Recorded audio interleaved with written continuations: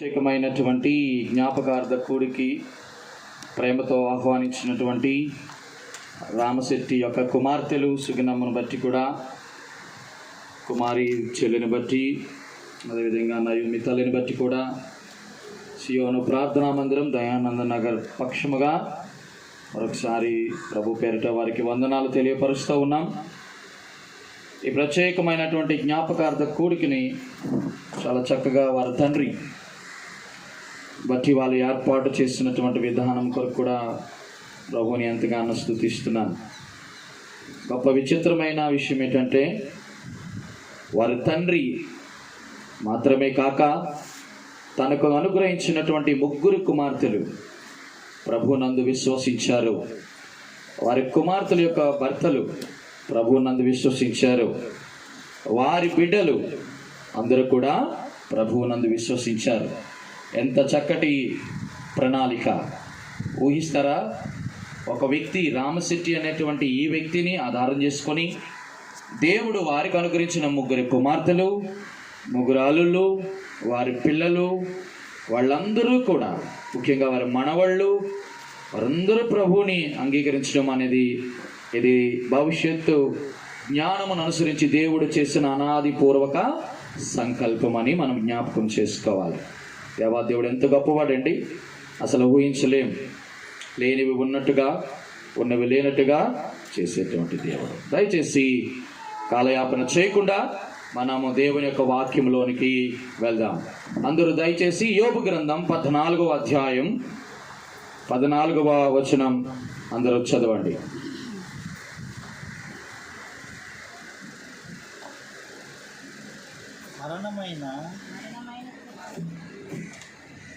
మరణమైన తరువాత నరులు బ్రతుకుదురా. చాలు, ఆ మాట మరొకసారి బిగ్గరగా అందరూ కలిసి చదువుదామా? మరణమైన తర్వాత నరులు బ్రతుకుదురా. మరొకసారి, మరణమైన తర్వాత నరులు బ్రతుకుదురా. బ్రతుకుతారా? దానికి సమాధానం బైబిలే చెప్తారు. దేవుని వాక్యము ప్రశ్న, అదే సమాధానం. యెషయా గ్రంథం 26వ అధ్యాయము 19వ వచనం. యెషయా గ్రంథం 26:19 వచనం. మృతులైన నీ వారు బ్రతుకుదురు. అంతే, మృతులైన వారు బ్రతుకుదురు కాదు. దేవుడు ప్రతిదానికి ఒక ఆన్సర్ పర్ఫెక్ట్గా ఉంటుంది. తమ్ముడు వినాలి, చెల్లెలు ప్రతి ఒక్కరు మనసు పెట్టేలా. మొదటి ప్రశ్న, మరణమైన తర్వాత ఈయన మరణించినాడు. ఎవరు? రామశెట్టి గారు, తండ్రి గారు చనిపోయారు. ఈయన చనిపోయిన తర్వాత ఏమయ్యా నువ్వేం బ్రతుకుతావా అని అంటే, ఆయన ప్రభువు నమ్ముకున్నాడు కాబట్టి ఆయన చెప్తున్నాడు. ఏం చెప్తున్నాడు తెలుసా? నేను మృతునయ్యాను, మరణించాను, కానీ నీ వాడిగా నేను మరణించాను. ఎవరి వాడిగా?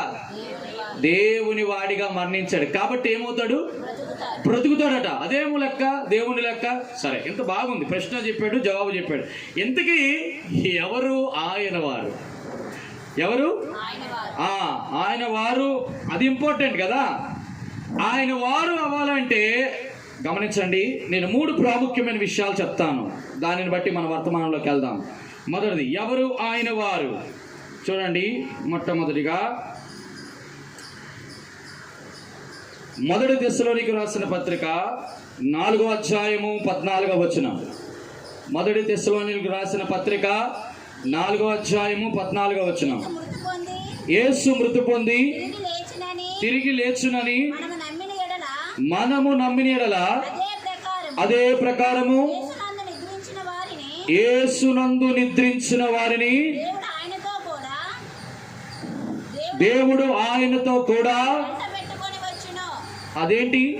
నిద్రించిన వారట ఆయన వెంట పెట్టుకొని వస్తాడట.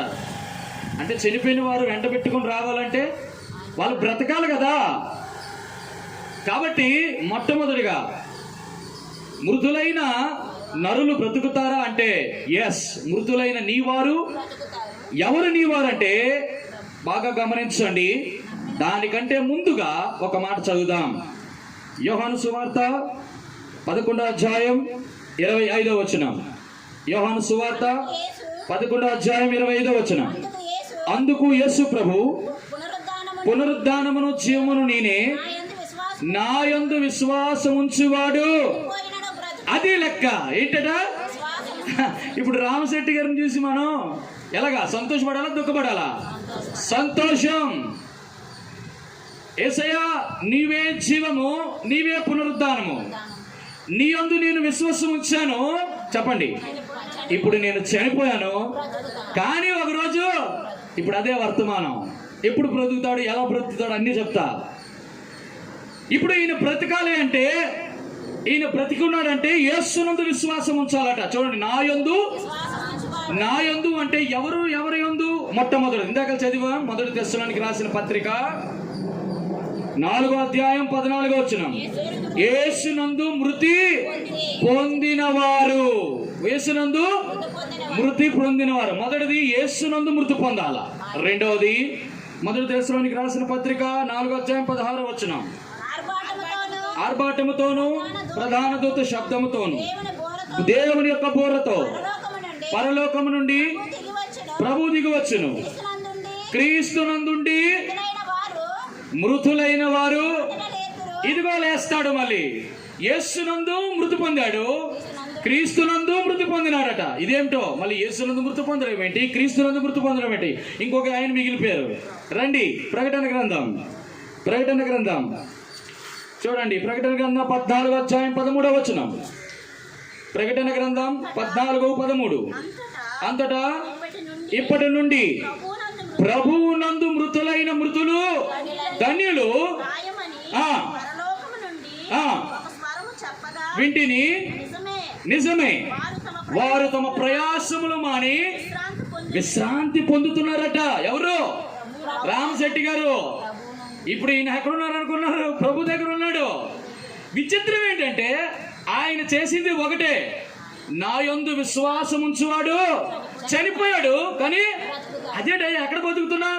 ఎస్, యేసునందు విశ్వాసం ఉంచడం ఏమిటి, క్రీస్తునందు విశ్వాసం ఉంచడం ఏమిటి, ప్రభునందు విశ్వాసం ఉంచడం ఏమిటో చెప్తాను.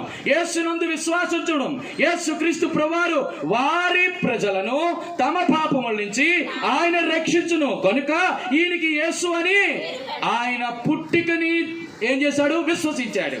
ఇది ఒక పేరు పెడదాం, యేసు జననాన్ని విశ్వసించాలి. అంటే అర్థం ఏంటంటే యేసు క్రీస్తు ప్రభువారు, యేసు అనేటువంటి ఈ వ్యక్తి నా కొరకే పుట్టాడు. ఇది మొదటిది, జననం.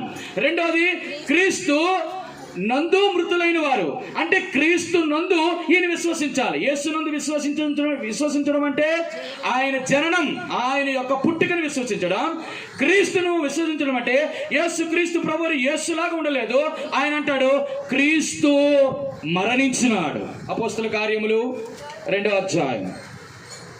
అపోస్తల కార్యములు తీయండి, 2వ అధ్యాయం. చాలా చక్కటి మాట చూడండి. అపోస్తల కార్యములు 2వ అధ్యాయం, మన పరిశుద్ధ గ్రంథంలో నుంచి 2వ అధ్యాయం చూడండి. అక్కడ చక్కటి మాట రాయబడుతుంది. 2వ అధ్యాయము 31వ వచనం. క్రీస్తు పాతాళములో విడవబడలేదనియు ఆయన శరీరము కుళ్ళిపోలేదనియు దావీదు ముందుగా తెలుసుకొని ఆయన పునరుద్ధానముల గురించి చెప్పాను. కుళ్ళిపోయింది ఏంటి? శరీరం. అవునా? యేసుక్రీస్తు ప్రభువారు శరీరము కుళ్ళిపోలేదు అనగా ఎవరి శరీరం ఇది? క్రీస్తు శరీరం. అంటే ఎవరిది కుళ్ళిపోదు శరీరం? అంటే బ్రతుకుంటే కుళ్ళిపోదు. అంటే ఆయన సమాధిలో పెట్టబడ్డాడు, చనిపోయాడు, కానీ ఆయన మరణించినాడు, కానీ ఆయన మరణము చేయించినవాడు కాబట్టి. అంటే అర్థమేంటి? పాపము వలన వచ్చు జీతము మరణం. ఆయన పాపము లేదు, ఆయన పాపము చేయలేదు, ఆయన పాపం ఎరగలేదు, కాబట్టి ఆయనలో పరిశుద్ధత ఉంది. కాబట్టి పరిశుద్ధతను బట్టి ఆయన ఆత్మ చనిపోలేదు, శరీరము కుళ్ళి పట్టలేదు. అంటే అర్థమేంటో తెలుసా? క్రీస్తునందు మృత అవ్వడం అంటే యేసయ్యా నువ్వు నా కొరకు చనిపోయావు. మొదటిది యేసు ప్రభు జననమని విశ్వసించడం, 2 క్రీస్తుని విశ్వసించడం అంటే ఆయన మరణాన్ని విశ్వసించావు. అంటే ఏంటి? యేసు ప్రభు నా కొరకే పుట్టాడు, యేసు ప్రభు నా కొరకే మరణించాడు. ఇప్పుడు 3, ప్రభునందు మృతులైన మృతులు. అంటే ప్రభునందు మృతులు అంటే అక్కడ రాయబడింది మరణము బంధించుట అసాధ్యం. చూడండి అపోస్తుల కార్యములు 2వ అధ్యాయము 24వ వచనం. మరణము ఆయన బంధించుట అసాధ్యము కనుక దేవుడు మరణ వేదనను తొలగించి ఆయనను లేపెను. ఇప్పుడు ప్రభువునందు మృతులవడం అంటే ఆయన పునరుద్ధానమును విశ్వసించడం. మీకు అర్థమైందా? 3 మాటలు. యేసునందు విశ్వసించి మృతులవడం అంటే యేసయ్య నా కొరకు మీరు పుట్టారు అని విశ్వసించి చనిపోవడం. 2, క్రీస్తు నందు విశ్వసించడం అంటే క్రీస్తు నా కొరకే మరణించాడు, నా పాపముల కొరకే మరణించాడు అని విశ్వసించడం. ప్రభు నందు మృతులవడం అంటే దేవా నువ్వు చనిపోయిన తిరిగి మరణాన్ని జయించావు, సమాధిని జయించావు, నిన్ను మరణ వేదనలో బంధించుట అసాధ్యము. ప్రభా నువ్వు నా కొరకు లేచావు. ఎందుకు లేచినాడు? ప్రియమైన వారలారా, ఒకరోజు యేసుక్రీస్తు ప్రభువు నమ్ముకున్న నీవు నేను ఒకరోజు చనిపోతాం. ఆయన ఎలాగైతే సమాధిలో నుంచి లేపబడ్డాడో రేపు రామశెట్టి గారు ఏం చేస్తాడు? ఆయన అంతవరకు మీరు అనుకుంటాడు శరీరం మాత్రమే అక్కడ, ఆ శరీరం అంతా కుళ్ళిపోతుంది. ఆయన ఆత్మ ఉందో చూసారా? అక్కడ 3 అన్న ప్రభువు నందు నిద్రించిన మృతులు ధన్యులు వారు తమ ప్రయాసములు మాని. ఎన్ని ప్రయాసపడ్డాడు, బాధ చేత, శరీరము రోగము చేత, వ్యాధి చేత. ఇప్పుడు అంటున్నాడు రామశెట్టి నా దగ్గరికి వచ్చావు కదా, అవన్నీ పక్కన పెట్టాయా? అయ్యా మరి నా శరీరం అంటే నీకు ఈ శరీరం కాదు, రేపు నేను రాబోతున్నాను 2వ రాకడలో. నీ యొక్క క్షయమైన శరీరము అక్షయముగా వెత్తబడుతుంది, బలహీనమైన శరీరము బలమైనదిగా వెత్తబడుతుంది, ఘనహీనమైన శరీరము ఘనమైనదిగా. ఆ శరీరం నీకు ఇస్తా, నీకెందుకు? హ్యాపీ పడుకో, హ్యాపీ తినో, హ్యాపీగా నాతో ఉండు. అబ్బా ఇప్పుడు రామశెట్టి గారు ఏంటంటే ప్రభున అందుకే సంతోషం మనకి. ఈ కృతజ్ఞత కూడిక, జ్ఞాపకార్థ కూడిక, ఈ ఆదరణ కూడిక దేని కొరకు? యేసు క్రీస్తు ప్రభు నందు ఎవరైతే మృతి పొందారో ఆ నరులు తిరిగి బ్రతుకుతారు. ఇక్కడ అర్థమైంది నేను చెప్పిన మాట? ప్రశ్న చెప్పాను, సమాధానం చెప్పాను, దాని వివరణ చెప్పాను. ఇప్పుడు యేసు క్రీస్తు నందు చాలామంది విశ్వసించమంటే ఎవరు కూడా విశ్వసించలేదు. కొంతమంది విశ్వసించాం. అందులో ఇక్కడ ఉన్న గుంపు ఒకరు. ప్రభు అయిన యేసుక్రీస్తు ప్రభు ఎంత గొప్ప దేవుడు. విశ్వసించిన ప్రతి వారికి కూడా ఒకే ఒక అద్భుతమైనటువంటి వాగ్దానం ఉంది. చూడండి, ఆ మాట చూపిస్తాను. యోహాను సువార్త 5వ అధ్యాయము 24. మత్తయి యోహాను సువార్త 5వ అధ్యాయం 24వ వచనం. నా మాట విని నన్ను పంపిన వాని యందు విశ్వాసముంచువాడు నిత్య జీవము గలవాడు, వాడు తీర్పులోనికి రాక మరణములో నుండి. అబ్బా ఎంత అద్భుతం, ఎంత చక్కటి మాట ఇది. విశ్వసించుట ద్వారా, రామశెట్టి గారు విశ్వసించుట ద్వారా నువ్వు నిత్య జీవం వస్తున్నావు నాన్న. నీలో ఇప్పుడు ఏం లేదు తెలుసా? వాడు తీర్పులోనికి రాక, రేపు తీర్పు ఉంది. ఆ తీర్పు ఇంకా తీర్పు లేదు దీనికి. ఎందుకు? యేసుక్రీస్తు ప్రభువును విశ్వసించాడు. విశ్వసించడం అంటే ఆయన జననం, ఆయన మరణం, ఆయన పునరుద్ధానం. నా కొరకు పుట్టారు, నా పాపల కొరకే మరణించాడు. ప్రభా నేను చనిపోయిన రేపు పొద్దున్న నీతో ఉంటాను, శుభప్రదమైన నిరీక్షణ ఇచ్చినాడు. దాన్ని బట్టి దేవదేవుడు అంటే నువ్వు నిత్య జీవం గలవాడు. ఇంక నుంచి నీ మీద తీర్పు. మరణములో నుండి దేనిలోకి దాటిపోయాడు? జీవంలోకి వచ్చేసాడు. జీవం ఉన్న ప్రతి ఒక్కడు చనిపోయినాడు, బ్రతికినాడా? బ్రతికి ఉన్నవాడు. చక్కటి మాట గమనించండి. కొన్ని విషయాలు చెప్తాను. ఇప్పుడు ఇది ఉపోద్ఘాతం. మరణము అంటే 3 రకాలు.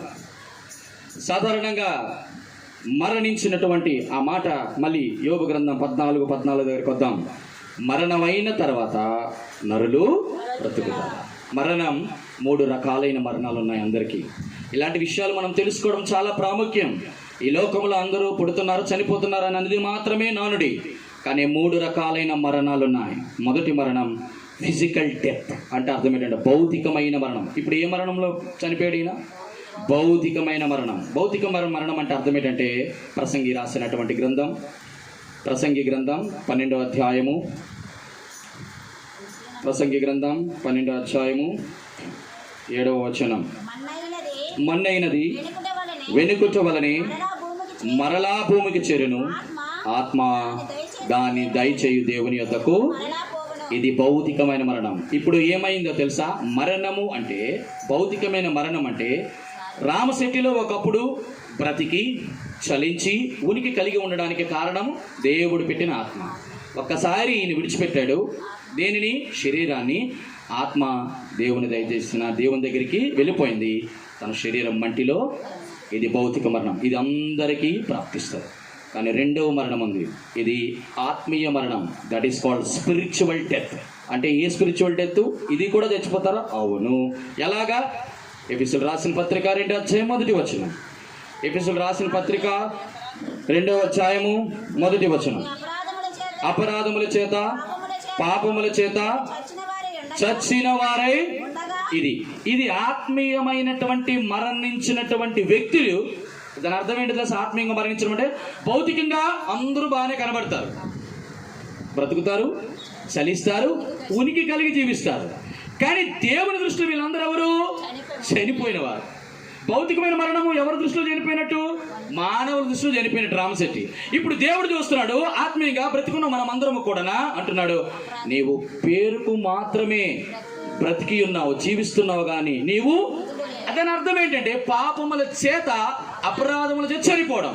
కానీ గమనించండి, పాపము మనిషిని ఏలుబడి చేస్తుంది. దాన్ని బట్టి దేవుని ఆత్మ సంబంధమైన మరణం, ఇది ఆత్మకు మరణం. మొదటిది, రెండవది. చూడండి అందులోని ఆత్మ సంబంధమైన మరణములోని రెండవ భాగం. కీర్తన గ్రంథం 85వ అధ్యాయం 6వ వచనం. కీర్తన గ్రంథం 85వ అధ్యాయం 6వ వచనం. నీ ప్రజలు నీ అందు సంతోషించినట్లు నీవు మరలా మమ్మలను బ్రతికించుకో. ఏంటి మరణం? సంతోషము లేక. ఏ సంతోషం ఇది? లోక సంబంధమైన సంతోషము కాదు, లోక సంబంధమైన సమాధానము కాదు, లోక సంబంధమైన నెమ్మది విశ్రాంతి కాదు.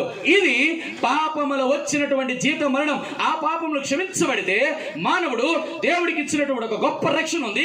ఆ రక్షణను బట్టి ఆనందం వస్తుంది. ఈ ఆనందం, దేవా నీ యందు నేను సంతోషించడం అంటే యేసయ్య నువ్వు నాకు అనుగ్రహించిన రక్షణను బట్టి నేను ఆనందించినట్లు నన్ను తిరిగి బ్రతికి. అందుకే కీర్తన గ్రంథం 51వ అధ్యాయములో, కీర్తన గ్రంథం 51వ అధ్యాయములో చక్కగా రాయబడినటువంటి మాట చదువుదామా రండి. దేవా, ఆ మాట చూడండి, 12వ వచనం. 51:12. నీ రక్షణ ఆనందమును నాకు మరలా చాలు. చూడండి, రక్షణ లేకుండా ఆనందము రాదు. ఇది దేవుడిచ్చే ఆనందం. ఈ ఆనందం లేక చాలామంది చచ్చిపోయిన వాళ్ళు పాపముల చేత అపరాధ చచ్చిన వారితో లెక్క. మొదటిది పాపముల చేత చచ్చిపోవడం. 2 దేవుడు రక్షణలో ఆనందించడం చేతకాక చనిపోవడం. 2. మూడవది చూడండి, 1 తిమోతి రాసిన పత్రిక 5వ అధ్యాయం 6వ వచనం. త్వరగా చదవండి. 1 తిమోతి 5వ అధ్యాయం 6వ వచనం. సుఖభోగముల యందు ప్రవర్తించినది బ్రతుకు చుండియు చచ్చిపోయిందట. దాని అర్థం ఏంటి? గొప్ప ఉదాహరణ ఏంటి? గొప్ప ఉదాహరణ, చక్కటి ఉదాహరణ ఏంటో తెలుసా? ధనవంతుడు లాజరు. ధనవంతుడు అనేటువంటి గొప్ప ధనవంతుడు ఒకడుండెను. అతడు బహుగా సుఖపడుచు ఉండెను, ఉదారంగా వస్త్రములతో. ఎప్పుడు సుఖం అంటే దాని అర్థం ఏంటంటే దేవుడు సుఖంగా నిన్ను బ్రతకకూడదని కాదు. ఒకటి ఉంది, సుఖపడుతున్నావు, నువ్వు సుఖపడడం వల్ల దరిద్రులు లాంటి లాజరును పట్టించుకోవడం. కనీసం క్రియల ద్వారా కానీ, మాట ద్వారా కానీ, దేని ద్వారా కానీ వాళ్ళకి కనీసం సహాయం చేయకుండా ఆ దరిద్రుని అలాగే చూస్తూ నీ సొంత ఇష్టాలు, నీ సొంత చిత్తాలు, నీ సొంత బంధువులు, నీ సొంత స్నేహితులు, నీ మటుకు నువ్వు సంతృప్తిపరచుకొని నీ సుఖములో ఉండి ఉండి ఉండి ఆ సుఖం ఏం చేసింది తెలుసా? దేవుడిని తెలుసుకోకుండా చేసింది. కొంతమందికి దేవుడు సుఖం ఇస్తాడు. ఆ సుఖమును బట్టి అబ్రహామును కూడా దేవుడు సుఖం ఇచ్చాడు, ఇస్సాకుకి సుఖం ఇచ్చాడు, యాకోబుకి సుఖం, గొప్ప గొప్ప భక్తులందరికీ సుఖం ఇచ్చాడు. కానీ వారు పునాదులు గల పట్టణం కొరకు ఎదురు చూస్తారు. ప్రియమైన వారలారా, రెండవది ఆత్మీయమైన మరణం.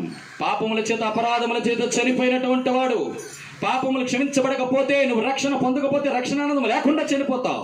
మూడవది, ఈ జీవితంలో దేవుడు నీకు సుఖం అనుగ్రహించాడంటే నిజమైన దేవుడు తెలుసుకోకుండా నువ్వు చనిపోతే జాగ్రత్త, ఆత్మీయంగా చనిపోయినట్టు లెక్క. ఇది ఆత్మీయ మరణం. 2. మూడవది ఎటర్నల్ డెత్. ఎటర్నల్ డెత్ అంటే నిత్య మరణం. నిత్య జీవం ఎలాగుందో నిత్య మరణం ఉంది. ఫిజికల్ డెత్ భౌతికమైన మరణం, ఆత్మ సంబంధమైన మరణం స్పిరిచువల్ డెత్. ఎటర్నల్ డెత్ అంటే అర్థం ఏంటంటే దేవుడికి కంప్లీట్గా దూరం అయిపోవడం. ఇది అంటే అర్థం ఏంటి? దేవుడు ఒక దగ్గర ఉంటాడు, ఎక్కడ? పరలోకంలో. ఒకవేళ యేసు ప్రభువునందు విశ్వసించకుండా, ప్రభువుని విశ్వసించకుండా, క్రీస్తుని విశ్వసించకుండా ఆత్మ నిరంతరము కాలేటువంటి ఒక స్థలం ఉంది. అది ధనవంతుడు కాలేటువంటి నెమ్మదలేని స్థలం, యాతన పెట్టబడి స్థలం, అగ్ని జ్వాలతో కాలే స్థలం. అటువంటి స్థలంలోనికి దేవుడి నుంచి దూరం అయిపోవడం అంటే అర్థం ఏంటంటే ఎడబాటు. ఇప్పుడు చెప్పండి, మరణం అంటే ఒకే ఒక్క మాట, ఎడబాటు. దేవుడి నుంచి పూర్తిగా దూరం అయిపోవడం. ఈ మూడిటిలో కన్నా అత్యంత ప్రమాదకరమైనది ఎటర్నల్ డెత్. దేవునికి దూరంగా ఉండి పాతాళంలో బ్రతకడం, అక్కడ బ్రతుకుతాం, కానీ నిత్య నరకం, నిత్య నెమ్మది లేకపోవడం, నిత్య అగ్ని జ్వాలతో కాలడం. సామాన్యమైనటువంటి 40-50 డిగ్రీల ఉష్ణోగ్రతకి మనం తట్టుకోలేక ఫ్యాన్లు, ఏసీలు పెట్టుకుంటున్నాయి. మరి మహాభయంకరమైనటువంటి అగ్ని జ్వాలలు, అగ్ని గంధకములతో మండుచున్న అగ్నిగుండం అంటది. దాని నుంచి ఎవరు తప్పించుకోలేరు. అందుకే మరణమైనటువంటి నరులు బ్రతుకుతారా అంటే అంటాడు, మరణమైన నీవారు మాత్రమే బ్రతుకుతారు. నీవారు ఎవరంటే ఆయన యందు విశ్వాసం ఉంచున్నాడు, చనిపోయినను తిరిగి బ్రతుకుతాను. తర్వాత ఒక మాట ఉంది, యోహాను సువార్త 11:25 వచనం. 11:25 వచనం. అందుకు యేసు, పునరుద్ధానమును జీవమును నేనే, నా యందు విశ్వసించువాడు చనిపోయినను బ్రతుకును, బ్రతికి నా యందు విశ్వాసముంచు ప్రతివాడు. అదేంటి, ముందు ఒకలా చెప్పాడు, తర్వాత రెండోది ఇంకోలా చెప్పాడు. దానికి ఏమైనా అర్థమైందా మీకు? నా యందు విశ్వాసం ఉంచువాడట చనిపోయినను బ్రతుకుతాడు, బ్రతికి. అదేంటి బ్రతికి మళ్ళీ ఆయన విశ్వాసం ఉంచితే ఇంకెన్నటికి చనిపోవడం ఏంటి? ఇక్కడ 2 విషయాలు జ్ఞాపకం చేస్తున్నారు. మొదటిది ఇందాక చెప్పాను కదా, పునరుద్ధానమును జీవముని నా యందు విశ్వాసం ఉంచేవాడు చనిపోయినను అంటే అర్థం ఏమిటి అంటే ఆత్మ సంబంధమైన మరణం అందరికీ వచ్చింది. పాపముల ద్వారా, అపరాధముల ద్వారా. ప్రభువా, నువ్వు నా కొరకే పుట్టావు, నువ్వు నా కొరకే మరణించావు, నువ్వు నా కొరకే తిరిగి లేచావు. గమనించండి, అలాగ ఎవరైతే విశ్వసిస్తారో వాళ్ళు చనిపోయినను అనగా ఆత్మీయంగా చనిపోయినా ఏం చేస్తాడు దేవుడు? తిరిగి బ్రతికిస్తాడు. ఇప్పుడు బ్రతికినటువంటి వారు మళ్ళీ ఏం చేయాలి? విశ్వసించాలా. అంటే అర్థం ఏంటి? ఆ విశ్వాసం దేని కొరకు? దేవా, నేను బ్రతుకుతున్నాను. దేని ద్వారా? ఈ లోకంలో ఆత్మ బ్రతికింపబడింది. ఈ ఆత్మ బ్రతికింపబడిన తర్వాత ఈ ఆత్మ ఈ లోకంలోని తను దేవుడు వచ్చినంత వరకు కూడా ఈ రక్షణను కొనసాగిస్తూ విశ్వసించాలి. ప్రభా, ఇగో ప్రభా, నువ్వు నాకు అనుగ్రహించినటువంటి ఈ రక్షణను అంతం వరకు కాపాడుకుంటా అనేటువంటి విశ్వాసంతో నువ్వు బ్రతికితే తర్వాత ఇంకెప్పటికీ కూడా అంతే కదా, చనిపోం కదా. ఆత్మలో చనిపోవడం, భౌతికంగా చనిపోవడం, దేవుని దగ్గరికి వెళ్లకుండా పరిపూర్ణంగా చనిపోవడం. మనిషికి అనగా యేసుక్రీస్తు నందు ఉన్నటువంటి విశ్వసించిన వారికి ఎన్ని మరణాలు? భౌతిక మరణం, ఆత్మ సంబంధమైనటువంటి మరణం. ఎన్ని జన్మాలు? మొదటి జన్మ, రెండవ జన్మ. అట్టి రీతిగా దేవుడు ప్రతి ఒక్కరిని కూడా బ్రతికిస్తాడు. ఇప్పుడు రామ్ శెట్టి గారికి కూడా భౌతికమైన మరణం చూశారు, ఆత్మ సంబంధమైన మరణం చూశారు. చెప్పండి, నిత్య మరణము కూడా చూస్తున్నారు. ఇప్పుడు చెప్పండి, భౌతిక మరణం చనిపోయాడు, మట్టిలో ఉండాలి. రెండవది ఆత్మ సంబంధ మరణం, ప్రభువునందు విశ్వసించాడు, ఆత్మ బ్రతికించబడింది. ఇప్పుడు మూడోది ఏమైంది? నిత్య మరణం, ఆయన నిత్య జీవంలోకి వెళ్ళాడు. ఇప్పుడు నిత్య మరణంలోనికి వెళ్ళలేదు. ప్రేమైన వారలారా, ఈ మాట మీకు జ్ఞాపకం చేస్తున్నాను. ప్రతి మనిషికి మరణం, రోగం, ముసలితనం ఏ ఒక్కరి యొక్క పర్మిషన్ తీసుకోకుండా వస్తుందా? రాదా? ఈ ప్రపంచంలో నీ పర్మిషన్ అడగకుండా, నీ అనుమతి లేకుండా నీకు వచ్చేది 3. మొదటిది ఏంటి? ముసలితనం. రెండోది ఏంటి? రోగం. మూడోది ఏంటి? మరణం. నాకు ముసలితనం వద్దన్న వాళ్ళు ఎవరైనా ఉన్నారా? చాలా మంది వద్దు అనుకుంటారు. అందుకే కదా ప్రతి ఒక్కరు కూడా తెల్ల వెంట్రుకలకు కూడా ఏం చేస్తారు? పెయింటింగ్ వేస్తారు. ముఖం యొక్క మచ్చలు లేక ముఖం యొక్క ముడతలు కనబడకుండా బ్యూటీ పార్లర్కి వెళ్ళి చాలా చేస్తున్నారు. ప్రియమైన వాళ్ళరా, ఒక ఆవిడ అడిగిందట, అమ్మా మా డ్యూటీలో లేకపోతే ఇంకొకరి దగ్గర ఒక సేవకుడు చెప్పగా విన్నాను, అమ్మా వాళ్ళ యొక్క ఆఫీసులో ఎప్పుడు అడుగుతుండేవారట చాలామంది కొలీగ్స్, అమ్మా వాట్ ఈస్ యువర్ ఏజ్? మీరు ఇప్పుడు ఇంత యవ్వనముగా ఉంటున్నారు, కారణం ఏంటంటే ఆవిడ ఇంగ్లీష్లో ఎప్పుడు మాట్లాడదాం, ఐఎమ్ జస్ట్ 20. చెప్పండి, ఐఎమ్ జస్ట్ 20 అంటే కేవలము చెప్పండి. మీరు ఒక మాట చదువుతాం చూడండి, యోబు గ్రంథము 14వ అధ్యాయము 14వ అధ్యాయము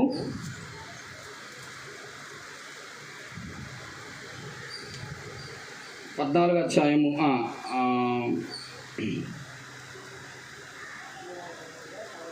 14వ అధ్యాయము 5వ వచనం. నరుల ఆయుష్కాలము పరిమితి కలది, వారి నెలల సంఖ్య నీకు తెలిసే ఉన్నది. మించజాలిన వయో పరిమాణము నీవు వారికి నియమించి ఉన్నావు. చాలు చూడండి, నరుల ఆయుష్కాలమట పరిమితి కలది, వారి నెలల సంఖ్య నీకు. ఆవిడ ఏం చెప్పింది? మీ ఏజ్ ఎంత అంటే ఐఎమ్ జస్ట్ 20 ఆఫ్టర్ 30 అన్నదట. అర్థమైంది మీకు? ఏంటి అర్థమైంది? ఐఎమ్ జస్ట్ 20 ఆఫ్టర్ 30 అంటే అర్థం ఏంటి? నాకు 50 సంవత్సరాలు చెప్పడానికి ఆవిడ ఇట్లా చెప్పింది. ప్రేమిన వల్ల ఎంత అద్భుతమైనటువంటి చలోత్కులు, చమత్కారమైన మాటలు ఈ రోజుల్లో చాలామంది ఉపయోగిస్తారు. గమనించండి, ముసలితనం, రోగం, మరణం మన పర్మిషన్ తీసుకోకుండా వస్తుంది. మీకు తెలుసో లేదో, ప్రపంచ ప్రఖ్యాతిగాంచినటువంటి ఒక అద్భుతమైన నటి మెర్లిన్ మన్రో అనేటువంటి గొప్ప అద్భుతమైనటువంటి సుందరాంగి, ప్రపంచ దేశాలను ఉర్రూతులొగించిన ఒక ప్రముఖమైన సినీ తార. ఆవిడ అమెరికా దేశం కాలిఫోర్నియా యునైటెడ్ స్టేట్స్ ఆఫ్ అమెరికాలోని పుట్టింది 1926 సంవత్సరంలో. ఆవిడ చనిపోయింది ఎప్పుడో తెలుసా? 1962 సంవత్సరం. తిరగేస్తే 1926, 1962. జస్ట్ ఎన్ని సంవత్సరాలు? 36 సంవత్సరాలు. యవ్వన దశలో చనిపోయింది. ఒకరోజు ఏం చేసిందో తెలుసా? ఆవిడ అందగతే, ప్రపంచ ప్రఖ్యాతిగాంచినటువంటి వారు యవనస్తులందరూ కూడా ఉర్రూతులోగించేది ఆమె ఒక అందం చేత. అందులో అందానికి చాలా ముగ్ధుడైపోయాడు ఒక గొప్ప ప్రెసిడెంట్. ఆయన యునైటెడ్ స్టేట్స్ ఆఫ్ అమెరికాలోని 36వ ప్రెసిడెంట్. పేరు జాన్ ఎఫ్ కెనడీ. ఎవరు? John F Kennedy. మీరు యూట్యూబ్లో కానీ లేకపోతే గూగుల్లో సెర్చ్ చేసి చూసుకోవచ్చు. ఆవిడంటే పిచ్చి. నువ్వు నా వశం అయితే నేను నీకు దాసోహం అన్నాడు. అంత పిచ్చిగా, అంత అందము ద్వారా ఆకర్షించాను. ఎవరు? అమెరికా ప్రెసిడెంట్ని సహితం. ఆ రోజులలో 36 సంవత్సరాలు. మరి ఎందుకు చనిపోయింది? ఆవిడ అద్దం ముందుకు వచ్చింది, చూసుకుంది. ఒకరోజు తన కంటి కిందన మడతలు రావడం ప్రారంభించాయి. తన యొక్క శరీరము శుష్కించడం మొదలుపెట్టింది. శరీరం అంతా కూడా ముడతలు పడడం రావడం మొదలుపెట్టింది. నాకేదో అవుతుంది అనుకుంది. ఎవరికి తెలీదు. నా అందాన్ని చూసి ఎంతోమంది తారసపడ్డారు, ఇష్టపడ్డారు. మళ్ళీ ఆ అందం, ఆ ఇష్టం చెదిరిపోకూడదని ఆ రోజు రాత్రి ఒక నిర్ణయం తీసుకుంది. ఆ డబ్బాలోని స్లీపింగ్ పిల్స్ అంటే నిద్ర మాత్రలు తీసుకొని ఆ రోజు వేసుకొని చనిపోయింది. అందం కత్తే.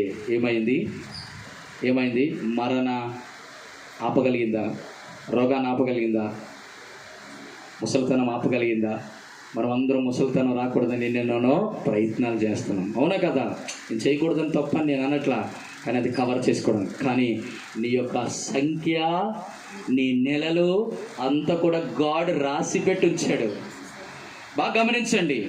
అలాగే ఇష్టానుసారంగా ఉండాలని నా ఉద్దేశం కాదు. ఇక్కడ నా తలంపు ఏంటంటే, ఆ రోజు ప్రపంచం అంతా కూడా గొల్లుమని ఏడుస్తుంది ఆవిడ యొక్క అందాన్ని. అయ్యో, ఇంత అందగతిని ప్రేమించామే, ఇంత అందగతి నా వశము కాలేదే. వారందరూ దివ్య సుందరి అట, కలల రాణి అట, మెర్లిన్ మన్రో. ఇటువంటి ఈవిడ ఏమైందో తెలుసా? ఆ పక్కన శవం పెట్టారు. ఆవిడ చనిపోయిన తర్వాత గమనించండి, ఆవిడ వేసుకున్న గౌను వేలం పట్ట వేశారు. వేస్తే ఎంత వచ్చిందో తెలుసా? ప్రపంచంలో ఇంతవరకు అంత రేటు పలికినటువంటి వస్త్రం ఇప్పటికొచ్చి జరగలేదు. అదెంతో తెలుసా? సరిగ్గా 1,39,00,000 రూపాయలు. మీరు గూగుల్లో సెర్చ్ చేసుకోండి, చాలా అద్భుతమైన మాటలు. 1,39,00,000 వస్త్రముతో వేలం పట్టు వేసినటువంటి ఆమె జీవితంలో ఆవిడ చనిపోయిన తర్వాత ఆవిడ శవం రూపాయికి కూడా ఎవడు కొనలేదు. ఏమైపోయింది ముసలితనం? ఏమైపోయింది అందం? ఏమైపోయింది సౌందర్యం? ఏమైపోయింది భాగ్యం? ఏమైపోయింది ఆకర్షణ? ఏమైపోయింది ఈ పోటీ తత్వం? నీ కొరకు ప్రియమైన వాళ్ళారా, మనల్ని అడగకుండా వచ్చేది ముసలితనం. రెండోది ఏంటో తెలుసా? రోగం. ఈ ప్రపంచంలో అత్యంత ప్రఖ్యాతిగాంచినటువంటి అద్భుతమైనటువంటి డాన్సర్ మైకేల్ జాక్సన్. ఆయన చుట్టూ 12 మంది డాక్టర్స్ ఉండేటటువంటి వారు. నా జీవితంలో ఎప్పుడు నేను ఏమవ్వకూడదు, రోగం రాకూడదు. ఆయన తినాలన్నా, ఆయన త్రాగాలన్నా మొట్టమొదటిగా డాక్టర్స్ టేస్ట్ చేసి ఆయనకిచ్చి, అమ్మో విషం రాకూడదు, ఎటువంటి పక్క హైజెనిక్ ఫుడ్ తినేవాడు. చివరికి ఏమైంది? ఒక రోజు తెలుసో తెలియకో ఆయన ఒంటిలోకి క్యాన్సర్ కణాలు ఆరంభమయ్యాయి. రాను ఏమైపోయినాడు? ఇంత బలం కలిగిన వాడు రాను రోగం ఏం చేసింది? మొదటిది బలహీనత, రెండవది రోగం, తర్వాత మరణం. డాక్టర్ గారు నేను కొన్ని వేల డాలర్స్ మీకు ఇస్తున్నాను, మిమ్మల్ని పెంచుతున్నాను, పోయిస్తాను, నన్ను ఈ యొక్క రోగం నుంచి విడుదల కలిగించండి, నాకు ఇది రాకూడదు. ప్రపంచ ప్రసిద్ధి గాంచినటువంటి డాన్సర్ మైకేల్ జాక్సన్ ఏమైపోయిందో తెలుసా, ఒకరోజు రాత్రి చనిపోయాడు. చనిపోయిన తర్వాత ఈ డాక్టర్స్ ఏమైనారు, ఈ యొక్క సంపద ఏమైపోయింది, ఈ ఆలోచన అంతా ఏమైపోయింది, తన కాపలారుగా దాచుకున్న డాక్టర్స్ అందరూ ఏమైనారు, ఇంత డబ్బు కలిగిన బ్యాంకర్స్ ఏమైనారు, మొత్తం అంతా కూడా శూన్యమైపోయింది. నీ పర్మిషన్ తీసుకోకుండా రోగం నీ దగ్గరికి. మూడవది అన్నిటికంటే మరణం. ప్రపంచ ప్రఖ్యాతి గాంచినటువంటి వారిల్లో పండిట్ జవహర్లాల్ నెహ్రూ ఎవరు, మన భారతదేశానికి మొట్టమొదటి ప్రధానమంత్రి. ఆయన ఒకసారి క్యాన్సర్ హాస్పిటల్కి వెళ్ళి రిబ్బన్ కట్ చేయడానికి వెళ్ళాడు. రిబ్బన్ కట్ చేయడానికి వెళ్తూ ఉండగా కొంతమంది వార్తాపత్రికలు వారు మీడియా వాళ్ళు వచ్చి, అయ్యా మీ తర్వాత ఎవరు ప్రధానమంత్రి అని అడిగారు. ఆయన అన్నారు, నేను పుట్టినప్పటి నుంచి ఇంతవరకు నేను రాజ కుటుంబంలో పుట్టాను. ఒకరు మా ఇంటికి వచ్చి ఆతిథ్యం ఇస్తే ఒకవేళ వాళ్ళకి టీ పెట్టాల్సి వస్తే కాగితాలు లేక డబ్బు కట్టలు పొయ్యిలో పెట్టి ఏం చేసేవాడు, ఆ కాఫీ టీ పెట్టి ఇచ్చినటువంటి కుటుంబంలో పుట్టాను. నా జీవితంలో ఒక సూది కూడా దూరలేదు, నేను ఎందుకు చనిపోతాను. ఈ మాట ఆఫ్టర్ 50 years తర్వాత నన్ను అడుగు, అప్పుడు నేను చెప్తాను, లేకపోతే 60 years తర్వాత అడుగుతా చెప్తానంటే ఆ వార్తాపత్రికలు ఆ రోజు ఆయన క్యాన్సర్ రిబ్బన్ కట్ చేశాడు. తిరిగి వచ్చే టైంకి ఆ ప్రశ్న అడిగిన సరిగ్గా 6 నెలలకి పండిట్ జవహర్లాల్ నెహ్రూ పరమపదించారు, చనిపోయాడు. మరణాన్ని ఎవరు కూడా నీ పర్మిషన్ తీసుకొని రాదు. ఎప్పుడు చనిపోతామో తెలియదు, ఎప్పుడు ఉంటామో తెలియదు, ఎప్పుడు నీ ఆత్మ ఆగిపోద్దో తెలియదు. ప్రియమైన వాళ్ళరా, మన పర్మిషన్ తీసుకోకుండా నీకు నాకు వచ్చేది ముసలితనం, రోగం, మరణం. దీన్ని ఎవడు విడిపించలేడు. ప్రియమైన వాళ్ళరా, నేను చెప్పదలుచుకున్న ప్రాముఖ్యమైన మాట ఏంటంటే, మరణించినటువంటి నరులు బ్రతుకుతారా? బ్రతుకుతారు. ఒకే ఒక్కరే బ్రతుకుతారు, వారు నీ వారై ఉండాలి. యేసునందు విశ్వాసం ఉంచితే, క్రీస్తునందు మరణమునందు విశ్వాసం ఉంచితే, ఆయన ప్రభునందు పునరుద్ధాన విశ్వాసం ఉంచితే ఖచ్చితంగా నా యందు విశ్వాసం ఉంచేవాడు చనిపోయినను బ్రతుకును, బ్రతికి నా యందు విశ్వాసం ఉంచాడు ఇంకెన్నటికి చెల్లిపోడు. ప్రియమైన వర్లారా, ఈ మాట గమనించండి. ఎన్ని చెప్పినప్పటికీ ఇప్పుడు మరణం ప్రతి మనిషికి ఎందుకు వస్తుంది? మరణం దేవుడు బిడలకి ఎందుకు అనుమతిస్తాడు? ఈ చాలా ప్రశ్నలకి సమాధానాలు దొరకవు, చాలా విచిత్రంగా ఉంటాయి, మనకు తెలియదు. అరే ఎందుకు, దేవుని యందు ఉన్నవారే కదా, ఎందుకు చనిపోతున్న రకాలంలో మనకు తెలియదు. కనీసం 7 ప్రశ్నలకు సమాధానం ఈరోజు చెప్పాలనుకుంటున్నాను. కనీసం ఒక 4 నేను చెప్పి నేను ముగిస్తాను. రండి. మొట్టమొదటిది, at least 3 reasons why people are dying. ఎందుకు మనుషులు చనిపోతున్నారు? ఈ సువార్తమానాన్ని మనముతో పాటు లాస్ట్లో సువార్త ప్రకటన చేసి నేను ముగిస్తాను. మొట్టమొదటిది మొదటి దినవృత్తాంత గ్రంథం 10వ అధ్యాయం 13వ వచనం. మొదటి దినవృత్తాంత గ్రంథం 13వ అధ్యాయం 10వ అధ్యాయం 13. మొదటి దినవృత్తాంతములు 10వ అధ్యాయం 13. ఈ ప్రకారం యెహోవా ఆజ్ఞను గైకొనక ఆయన దృష్టి ఎదుట అది ఆయన దృష్టి ఎదుట ద్రోహము చేసినందుకును, యెహోవా యొద్ద విచారణ చేయక కర్ణ పిశాచముల యొద్ద విచారణ చేయు దానిని వెదికినందుకును సౌలు హతమాయెను. అందునిమిత్తము యెహోవా అతనికి మరణ శిక్ష విధించి. చాలు. మరణము ఒక వ్యక్తికి ఎందుకు వస్తుంది? మొట్టమొదటిది 2 కారణాలు. మొదటిది ఏంటి? ఆయన దృష్టికి ద్రోహము చేస్తున్నందున. 2, ఆయన యొద్ద విచారణ చేయకపోవడం. సౌలు ఏం చేశాడు? గాడిదలు మెప్పుకున్నటువంటి నిన్ను ఏం చేశానో తెలుసా? ఇజ్రాయేలు మీద రాజుగా ఏర్పాటు చేశాను. ఈరోజు మనకు దేవుడు అందరికీ కూడా అధికారం ఇచ్చినాడు, మంచి మంచి ఉద్యోగాలు ఇచ్చినాడు, మంచి మంచి స్థానాలు ఇచ్చినాడు. అయితే దేవుడికి 2 నచ్చవు. మొదటిది, ద్రోహం చేయకూడదు, ఆయన దగ్గర విచారణ చేయకుండా ఉండకూడదు. ఏంటి ద్రోహం? సౌలు చేసిన ద్రోహం చెప్పండి. నీ ఎదుట వచ్చినటువంటి అమాలేకులను ఎవరిని కూడా ఉంచక నిర్మూలన చేసి హతమార్చు అని అంటే ఏం చేశాడు? చెప్పిన మాట వినలేదు, ద్రోహం చేసావు. నువ్వు చేస్తానన్న చేసిన మాట చేయలేదు. రెండోది ఏంటో తెలుసా? ఆ కారణం చేత దేవాది దేవుడు అతనితో మాట్లాడమే మానేశాడు. కళల ద్వారా మాట్లాడడం మానేశాడు, దర్శనం ద్వారా మాట్లాడడం, ప్రవక్తల ద్వారా మాట్లాడడం మానేశాడు, వాక్యం ద్వారా మాట్లాడడం మానేశాడు. దేని ద్వారా మాట్లాడకపోతే ఆయన చేసింది ఏంటో తెలుసా? ఇక లాభం లేదని కర్ణ పిశాచుల దగ్గరికి ఇంకా దేవుడు తట్టుకోలేకపోయాడు. ఏం చేశాడో తెలుసా? సౌలా, నువ్వు మరణం అవ్వబోతున్నావు, జాగ్రత్త. ఎంత భయంకరమైన ఈ రోజుల్లో దేవుని యొక్క నమ్ముకున్నటువంటి నీ జీవితంలో, నా జీవితంలో దేవునికి ద్రోహం చేయొద్దు అంటే అర్థమైంది. ద్రోహం ఎవరిని చేస్తారో తెలుసా? మోసం చేయకూడదు. దేవుడు ఏం చెప్తే అది చేయాలా. రెండోది, దేవుడి దగ్గర విచారణ. నీ కష్టం వచ్చినా, బాధ వచ్చినా, ఇరుకు వచ్చినా, ఇబ్బంది వచ్చినా దాసుల దగ్గరికి వెళ్తున్నారు, చేయకూడదు. కర్ణ పిశాచుల దగ్గరికి వెళ్తున్నారు, చేయకూడదు. దేవునికి మించి మరి ఎవరి దగ్గరికి వెళ్ళి ఈ రోగము పోగొట్టని ఎవరి దగ్గరికి వెళ్ళి మంత్ర కర్ణ పిశాచుల దగ్గర చాంద్ర రోగము కలిగినటువంటి దేనినైనా స్వస్థపరచగలిగిన యేసు ప్రభు దగ్గర విచారణ తప్ప ఎవరి దగ్గర కూడా చేయకూడదు. ఇట్లా చేస్తే ఏం చేస్తాడో తెలుసా? ఏ దెయ్యాలైతే నిలబెట్టాయో ఆ దెయ్యాలకి దేవుడు భ్రష్టమానికి అప్పగించి పీక్కొని తిని చంపేస్తాడు. మొట్టమొదట దేవుని బిడ్డలకు మరణం దేని బట్టి? ద్రోహము చేయకూడదు. జాగ్రత్త. అంటే అర్థం ఏంటో తెలుసా? దేవాది దేవుడికి ఎప్పుడైనా మోసం, ద్రోహం, అన్యాయం విచారణ చేయకపోతే దేవుడు మనిషిని తీసుకెళ్ళిపోతాడు. రెండవది అపోస్తుల కార్యములు 5 అధ్యాయం మొదటి వచనం. అపోస్తుల కార్యములు అననీయ ఏకమై అమ్మెను, దాచుకొని కొంత తెచ్చి పెట్టెను. అననీయ దాచుకొని పరిశుద్ధాత్మను మోసపుచ్చుటకు సాతానుని హృదయం ఎందుకు చాలు. రెండవది అననీయ సభ్యులు మనకు తెలుసు. అపోస్తలుల 5 అధ్యాయం ఇద్దరు భార్య భర్తలు. మొట్టమొదటి భర్త చచ్చిపోయాడు. రెండోది భార్య కూడా చెప్పింది ఆన్ ద స్పాట్లో. దేవుని బిడ్డలే కానీ ఎందుకు చచ్చిపోయారు? పరిశుద్ధాత్మను ఏం చేశారు? దుఃఖపరిచారు. అబద్ధం, దేవుడితోనే అబద్ధం. అంటే దాని అర్థం ఏంటో తెలుసు? ఇక్కడ దేవుడికి కొంచెం మనం సమర్పించుకున్నాం అనుకోండి, యథార్థంగా సమర్పించాలి, వేషధారణ లేకుండా. భర్త అయినా భార్య, భార్య తెలియకుండా భర్త, భర్త తెలియకుండా. చూడండి, అన్నిటిలోనూ ఇద్దరు ఏకీభవించారు. ఆఖరికి పాపము చేయడంలో కూడా భార్య భర్తలు ఏకీభవించారు. ప్రేమైన వల్ల మనం దేవుడిని నమ్ముకొని కూడా దేవుడితో అబద్ధం ఆడకూడదు. మనం అందరం అనుకుంటాం దేవుడు చూడలే, మనం కొంచెం దాచుకొని కొంచెం ఇచ్చేద్దాం అనుకుంటాం.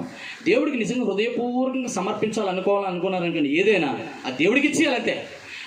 అది కాకుండా ఈరోజు దేవుడికి ఒక 10,000 రూపాయలు ఇద్దాం అనుకున్నాను, 10,000 ఇవ్వాలేటి, ఒక 5,000 రూపాయలు ఉంచుకొని 5,000 రూపాయలు ఇద్దామను. నువ్వు అది దేవుడికి తీర్మానం రొక్కుబడి చేసుకోమని ఉండాలి. మీకు అర్థమవుతుందా లేదా? దేవుడికి ప్రభా నా దగ్గర ఇంత ఉంది, నేను ఇంత ఇస్తాను అని నువ్వు మొక్కుబడి చేసుకుంటే ఖచ్చితంగా దేవుడు దాన్ని యాక్సెప్ట్ చేస్తాడు. అంతేగాని మొక్కుబడి చేసుకొని చెల్లించకుండా మొక్కుబడి చేసుకున్న దానికంటే తక్కువగా ఇచ్చి దేవుడిని శోధిస్తే దేవుడు అంటాడు, ఏ మొక్కుబడి అయితే దేవుడికి చేసుకొని అదే పరిశుద్ధాత్మ దేవునికి చెప్పండి పరిశుద్ధాత్మ దేవుడిని మోసపుస్తే దేవుడు ఏం తీసుకొస్తాడో తెలుసా? మరణాన్ని తీసుకొస్తాడు. ఇది రెండవ మరణం. మొదటిది మరణం ఏంటి? ద్రోహము. రెండోది ఆయన దగ్గర విచారణ చేయకపోవడం. రెండోది పరిశుద్ధాత్మను మోసపుచ్చడం. కాబట్టి దేవుని దగ్గర యథార్థంగా ఉండడం నేర్చుకోవాలి. మొదట దేన్ని బట్టి సౌలు చచ్చిపోయాడు? ద్రోహం అంటే అర్థం ఏంటి? ఆయన మూర్ఖత్వంలోకి వెళ్ళిపోయాడు. రెండోది ఆయన యథార్థత లేకపోవడం వల్ల చనిపోయారు. రెండవది చూడండి, అపోస్తుల కార్యములు 12 అధ్యాయం 23 వచనం. త్వరగా చదవండి, టైం అయిపోతుంది. అపోస్తుల కార్యములు 12:23. అతడు దేవుని మహిమపరచనందున వెంటనే ప్రభుదూత అతని మొత్తెను గనుక పురుగులు పడి చాలు. ఎవరిలో? హేరోదు మహారాజు నిలబడి మాట్లాడాడు. చాలా మంది అన్నారు, అబ్బా ఏం మాట్లాడాడండి, ఇది దైవ స్వరమే కానీ మానవ స్వరం కాదన్నాడు పై వచనంలోని. వెంటనే ఏమన్నాడు? ప్రభా ఎదోమీయుడు యూదులు రాజు ఏమనాలా? ఇది నా స్వరం కాదు, దేవుని స్వరం అయ్యా, దేవుడికే ఘనత అనడానికి లేకుండా తనను తాను దేవునికి మించి హెచ్చించుకున్నాడు, గర్వపడ్డాడు. దాన్ని బట్టి ఏం చేస్తున్నాడు? దేవునికి మహిమ చెల్లించాలని కారణం చేత ఏమైపోయాడు? మీరు బాగా గమనించారా? నా గొప్ప విచిత్రమైంది, ఇలాంటి మరణాలు కూడా ఉంటాయా? ఎవరైనా చనిపోయిన తర్వాత పురుగు పడుతుంది.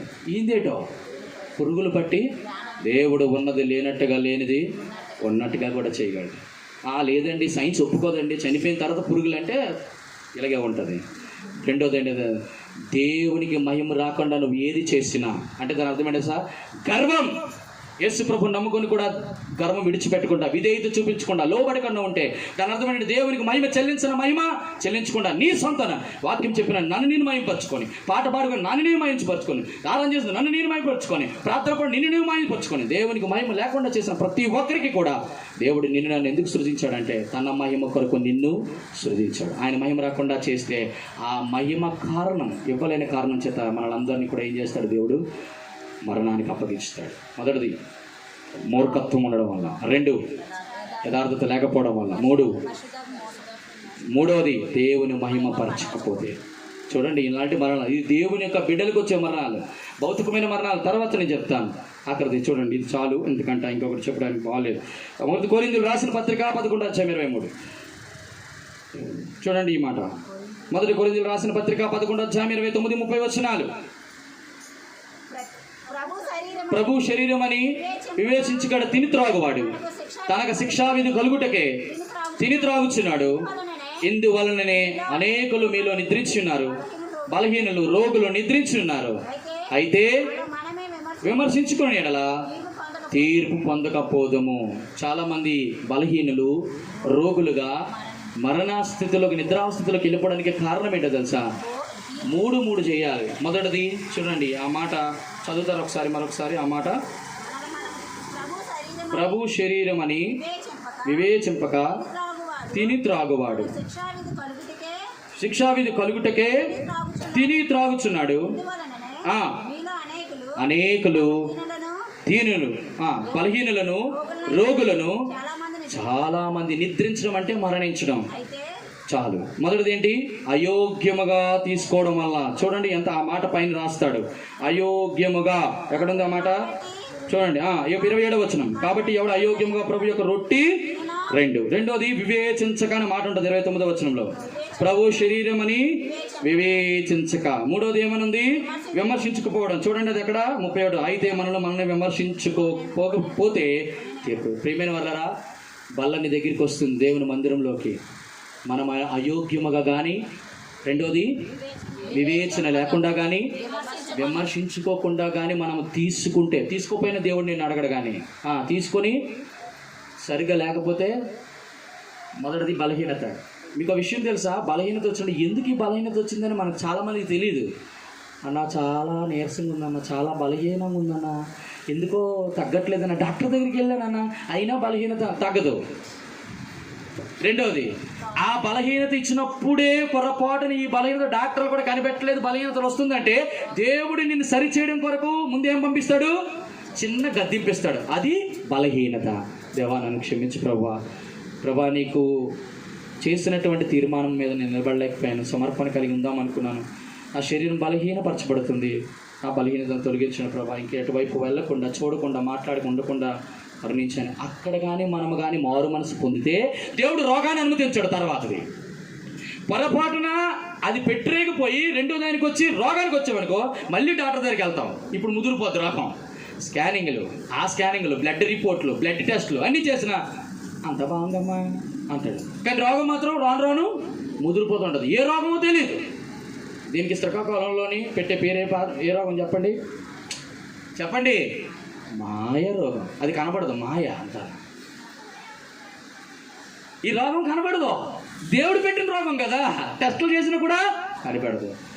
ఒక్కరే కనిపెట్టగలరు. ఒకటే, ఏటో తెలుసా? పరిశుద్ధాత్మ దేవుడు ఉపయోగించే, దేవా నాకు ఎందుకు రోగం వచ్చింది.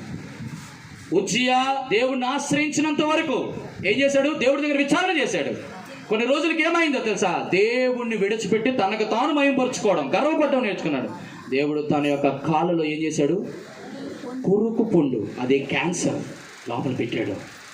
అప్పుడు ఏం చేశాడు? దేవా నేనేదో తప్పు చేశాను, అందుకే నాకు ఇది ఇచ్చింది అని దేవుని దగ్గర విచారణ చేయకుండా వైద్యుల దగ్గర విచారణ చేశాడు. ఆ చెప్పు ద్వారా చివరికి ఏమైపోయాడు? చనిపోయాడు. ఇవన్నీ ఎందుకు చెప్తున్నానో తెలుసా? మిమ్మల్ని భయపెట్టడం కొరకు కాదు. ఈ 4 విషయాలు. మనం మూర్ఖంగా ఉండకూడదు, దేవుడి దగ్గర విచారణ చేయాలి. విచారణ అంటే కర్ణ పిశాచుల దగ్గర ఏ రోగం వచ్చినా, ఏ బలహీనతనా, నీకు సేవ ఉంది, సంఘం ఉంది, సేవకుడు ఉన్నాడు, ఆయననే ఆశ్రయించాలి. వీళ్ళు ముగ్గురు సిఫారసు చేస్తే దేవుడు స్వస్థపరుస్తాడు. మొదటిది. రెండోది ఏం చేశాను? యథార్థ. దేవుడు మనం ఏదైనా మొక్కుకుంటే అది ఖచ్చితంగా చేయాలి. ఇవ్వాలనుకుంటే కూడా, లేదంటే లేదు. అంతేగాని ఇచ్చిన 10,000లో 5,000 నొక్కేసి, 2,000 నొక్కేసి, 3,000 వేసి చేయకూడదు. 3, దేవుని మహిమపరచకుండా. ఏదైనా దేవుడు నీకు వరం ఇచ్చాడు, ప్రభా నువ్వు నాకు ఇచ్చావు, వాక్యం చెప్పడం వరం ఇచ్చావు, పాట పాడడం వరం ఇచ్చావు, తమ్ముడు గిటార్, ప్రభా ఇది దేవునికి మహిమ. ఎక్కడ చూసినా దేవుని మహిమపరిచేటటువంటి వాడిని దేవుడు ఇప్పుడు కూడా మహిమపరుస్తాడు. 4వది, దేవుని యొక్క బల్ల. జాగ్రత్తగా అంటే అర్థం ఏంటంటే, మొదటిది విచారణ, 2 యథార్థత, 3 దేవునికి మహిమ రాకుండా అంటే గర్వం, 4వది భయం. దేవుడు అంటే భయపడు బలలో పాల్పొందుకోవాలి. కాబట్టి ప్రియమైన వాళ్ళరా, ఇది క్రైస్తవులు, దేవుని బిడ్డలు, విశ్వాసులైన మనకు వచ్చేటువంటి మరణాలు. ఇప్పుడు అసలైన వర్తమానం నేను చెప్పి 2 మాటలు నేను చెప్పి ముగిస్తాను. మొదటిది ఏంటో తెలుసా? ఎవరైతే రండి మొదటి ప్రశ్నకి, ఇప్పుడు చెప్పినటువంటి మాటకి మళ్ళీ చూద్దాం. మరణమైన తర్వాత నరులు బ్రతుకుదురా? యెషయా గ్రంథం 26:19 ఏమన్నది? మరణమైన నీవారు, మృతులైన నీవారు బ్రతుకుతారు. నీవారు బ్రతకాలంటే కనీసం 3 కండిషన్స్లో ఒక కండిషన్ చెప్పాను. ఏది? జీవమును పునరుద్ధానమును నేనే, నా యందు విశ్వాసం ఉంచి వాడు చనిపోయినను. మొదటిది. రెండో మాట, ఎవరు బ్రతుకుతారు? రెండో మాట చూస్తామా? చాలా చక్కటి మాట. ద్వితీయోపదేశకాండం 8వ అధ్యాయం 3వ వచనం. ద్వితీయోపదేశకాండం 8వ అధ్యాయం 3వ వచనం. ఆహారం వలనే గాని యెహోవా సెలవిచ్చిన ప్రతి మాట వలన నరులు బ్రతుకుదురని. మన యొక్క అంశం ఏంటి? మరణమైన తర్వాత నరులు. ఇక్కడ ఏమనుంది ద్వితీయోపదేశకాండంలో? ఆహారం కాదు నేను బ్రతికించేది, దేవుని నోట నుంచి వచ్చిన ప్రతి మాట ద్వారా కూడా. ప్రియమైన వాళ్ళారా, ఈ వాక్యం బ్రతికిస్తుందండి మనిషిని. వాక్యం బ్రతికిస్తుంది. మీరు అనొచ్చు, అన్న మరి భోజనం లేకుండా బ్రతికిస్తారు. ఎస్, మీకు చెప్పనా దేవుని యొక్క గొప్పతనం ఏంటో? ఏలియా ఏం చేశాడు తెలుసా? ఒకే ఒక్క రోజు ఆహారం తిన్నాడు. ఏంటో తెలుసా? కాకోలం ద్వారా దేవుడు పంపించాడు. ఇంకా నువ్వు నడవలసిన దూరం చాలా దూరం ఉంది. ఎన్ని రోజులు చెప్పండి? 40 days. ఒక్కరోజు భోజనం మీల్ చేస్తే ఎన్ని దినాలు? ఈ ప్రపంచంలో అటువంటి ఫుడ్ ఎక్కడ ఉంటే నాకు చెప్పండి. ఎంతమ్మడా? ఏ రెస్టారెంట్లో దొరుకుతుందా? ఒక్కరోజు భోజనం చేస్తే 40 రోజులు ఎవడ ప్రయాణం చేయగలడా?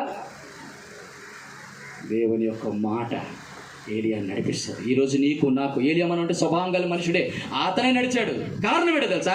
నడిపించింది భోజనం కాదు, ఆయన యందు ఆ మాట యందు విశ్వాసం. కాబట్టి ప్రియమైన దేవుని వాక్యం యందు విశ్వసిస్తే బ్రతుకుతారు. ఆయన విశ్వసించాడు. ఏ విశ్వాసం?